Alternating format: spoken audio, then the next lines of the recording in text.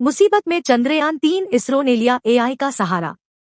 बुरी तरह फंसा चंद्रयान-3, इसरो ने जूझकर बचाया। इसरो ने किया ये एआई का सबसे जबरदस्त इस्तेमाल, चंद्रयान पर बड़ा खतरा टला। जी हां दोस्तों, एक बहुत बड़ी मुसीबत चंद्रयान के सामने आ चुकी है। वो समस्या है चंद्रमा के lunar orbit, lower lunar orbit देशों के सैटेलाइट्स। जी हां दोस्तों, 6 सैटेलाइट्स चक्कर काट रहे हैं। चंद्रमा की सरफेस से कुछ किलोमीटर ऊपर लो अर्थ ऑर्बिट से होते हुए गुजरना है। चंद्रयान-3 को चंद्रमा की सरफेस के पास जाने के लिए दिक्कत ये है कि वहां दूसरे देशों के जो ऑर्बिट है, सैटेलाइट जो है वह चक्कर काट रहे। सबसे बड़ी बात यह है कि जिन स्पेसक्राफ्ट से उन्हें लाया गया था उनकी डेब्रीज यानी कि वो अंतरिक्षीय कचरा भी वहां चक्कर काट रहा है। और ये सबसे डरावनी बात है। ऊपर से लूना 25 भी 16 अगस्त को ल्यूना ऑर्बिट जाएगा, तो वो 7वीं एक ऐसी चीज आ जाएगी जो कि रास्ते में आ सकती है और टकरा सकती है चंद्रयान-3 के साथ। जी हां दोस्ती, वैसे तो बताया जा रहा है कि दोनों के रूट अलग है, दोनों की लैंडिंग डेस्टिनेशन अलग है, लेकिन ऑर्बिट में चक्कर काटते वक्त चीजें आपस में टकरा सकती है। और इसके लिए इसरो ने हमेशा इंटरनेशनल स्पेस कम्युनिटी बार बार कहा है, जोर दिया है, इस बात पे किया है कि स्पेस ट्रैफिक मैनेजमेंट लिए कुछ किया जाना चाहिए। प्रॉपर कोऑर्डिनेशन होना चाहिए हर देश की स्पेस एजेंसी के साथ, तभी हम इस प्रकार के मिशन को सक्सेसफुली कर पाएंगे। अलग अलग देश अलग अलग टाइम पे आपने अपने यूना मिशन है, वो अगर अपने और बीट की जानकारी दूसरे देशों के साथ शेयर करेंगे तो दूसरे देश जब पेनिट्रेट करने की कोशिश करेंगे ऑर्बिट को लैंडिंग के लिए, उन्हें किसी प्रकार के अंदर वांटेड कोलिशन ये अनचाही टक्कर से बचने में मदद मिलेगी। साथ में डैमेज भी कम से कम होगा, यानी कि दोनों देशों का, ये जो भी देश इसमें इन्वॉल्व होंगे, जिनकी स्पेस प्रॉपर्टी, उन्हें नुकसान नहीं पहुंचेगा। इसरो ने बार बार इस बात को कहा है और इस बात के लिए इस बार इसरो ने स्पेशल इक्विपमेंट 3 को भेजा। खास करके वो मॉड्यूल में लगे हैं उपकरण, और इसीलिए लंबे समय तक 150 किलोमीटर के दायरे पे प्रपल्शन मॉड्यूल जो है, आगे जा करके जब लैंडर अलग हो जाएगा तो चक्कर काटेगा और वहां पर इंफॉर्मेशन के अंदर करेगा कि किस देश का सैटेलाइट कितने वक्त पर किस परिधि में घूम रहा है, और इस इंफॉर्मेशन को शेयर करेगा इंटरनेशनल बॉडी के साथ, ताकि आने वाले दूसरे देशों के मिशन जो है उन्हें किसी प्रकार की समस्या ना हो। और वो इस मैप को पढ़कर कहा कि इस देश का किस ऑर्बिट में घूम रहा है यान, उसको ध्यान में रखते हुए वो अपना जो पार्ट है, अपना जो है वो तय कर सकते। आपको ना मालूम हो तो बता दो, अभी हाल ही में 6 और ऑर्बिटर घूम रहे हैं जो कि रास्ते में आ सकते हैं चंद्रयान-3 के, और यह बड़ी मुसीबत है, इन्हें समझना बेहद मुश्किल है। 6 एक्टिव ल्यूना ऑर्बिट, उनमें से 4 नासा के हैं। एक खुद भारत का चंद्रयान-2 ऑर्बिटर है, का पाथफाइंडर ऑर्बिटर KPL है 2 जिसका नाम है, वो भी वहां चक्कर काट रहे हैं। इसके अलावा जोड़ी फन स्पेसक्राफ्ट खराब हुए, जैसे कि जापान ने अपना भेजा था, वो जो खराब हो गया, वो जो लैंड नहीं कर पाया, उसका जो प्रपल्शन मॉड्यूल है वो वहां चक्कर काट रहा है।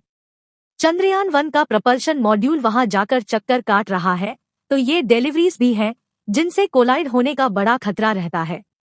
आपको बता दें, चंद्रयान-2 मिशन गया था इसरो के द्वारा 2019 में, उसने 2 बार अपने प्रोजेक्ट को चेंज किया था, बात करेक्शन किया था।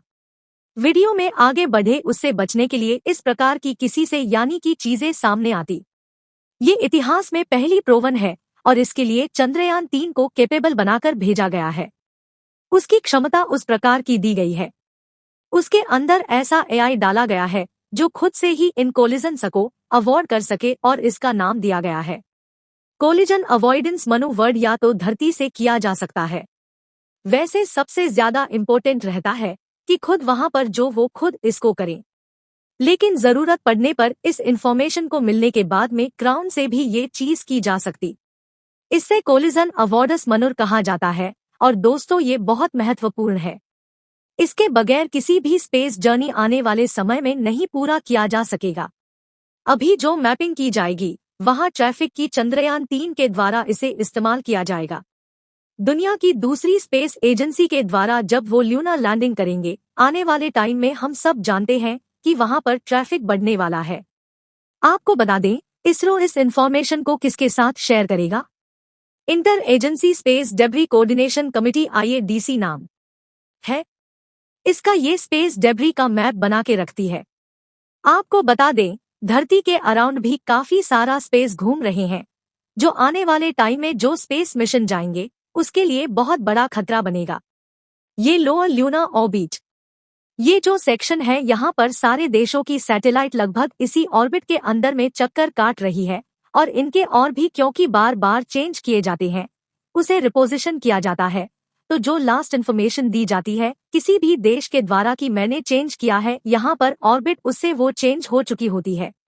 अगर वो इन्फॉर्मेशन लिव कहीं शेयर नहीं करते तो इसकी भनक बिल्कुल नहीं लगती उस देश को जो अपना मिशन अभी वहां भेजने वाला है। ऐसी स्थिति में होने का चांसेस बहुत ज्यादा हो जाता है। तो अभी चंद्रयान-3 को इस बेहद खतरनाक परिस्थिति से होकर गुजरना होगा। टाइम आएगा जब चंद्रयान-3 को एल को क्रॉस करना होगा, यानी कि लोअर ल्यूना ऑर्बिट। उस दौरान बहुत ध्यान रखना पड़ेगा। हालांकि हमें पूरा विश्वास है कि जो कोलिजन अवॉइडेंस सिस्टम इसके अंदर डाला गया है उससे वो अपने आप को बचा पाएगा, और इसरो के वैज्ञानिक तो हर पल हर क्षण उसके ऊपर नजर बनाए हुए हैं। दोस्तों, बहुत जल्द अगर स्पेस डेब्रीज के लिए इंटरनेशनल लेवल पे एक गाइडलाइन नहीं जारी की गई, बेस्ट प्रैक्टिसेस तरीके से काम होना चाहिए। अगर किसी देश अपने रॉकेट को लॉन्च करना है तो एक प्रॉपर मान को मानना चाहिए। इन मानकों को नहीं किया जाए, जिसके चलते लगातार धरती के चारों ओर बेहद खतरनाक स्पेस डेब्रीज का अंबार भरा हुआ है, और अब तो चंद्रमा के इर्द गिर्द भी इस प्रकार की ढिबरी का अंबार लग चुका है। ऐसी स्थिति में अगर हम इंटरप्लैनेटरी स्पीशीज बनना चाहते, अपने ग्राहक को छोड़ करके एक दूसरा अर्थ दूसरी जगह पर बनाना चाहते हैं, तो हमें सबसे पहले जो हाइजीन हमारे सराउंडिंग स्पेस मेंटेन करना होगा। हमें सीखना होगा कि स्पेस की क्षमताओं को इस्तेमाल करने के लिए एक प्रॉपर मैनर है, उसमें ऑनर को फॉलो करना पड़ेगा, बिहेवियर सही करना पड़ेगा। हम जिस तरीके से अपने घरों में, अपनी गलियों में, अपने शहरों में कचरा फैलाते हैं, उस तरीके से एक जगह सोच करके वहां कचरा फैलाने से रोकना होगा। अगर हमें ऐसे ही करते रहे, अगर हम ऐसा ही करते रहे तो आने वाले वक्त में कोई भी स्पेस मिशन एक बहुत ही खतरनाक एंडेवर साबित होगा। क्या ऐसा एडवेंचर जिसमें आगे क्या होगा कोई कह नहीं पाएगा। दोस्तों, अगर यह वीडियो आपको अच्छा लगा हो तो हमारे YouTube channel Saurabh technical knowledge को लाइक और सब्सक्राइब जरूर करें।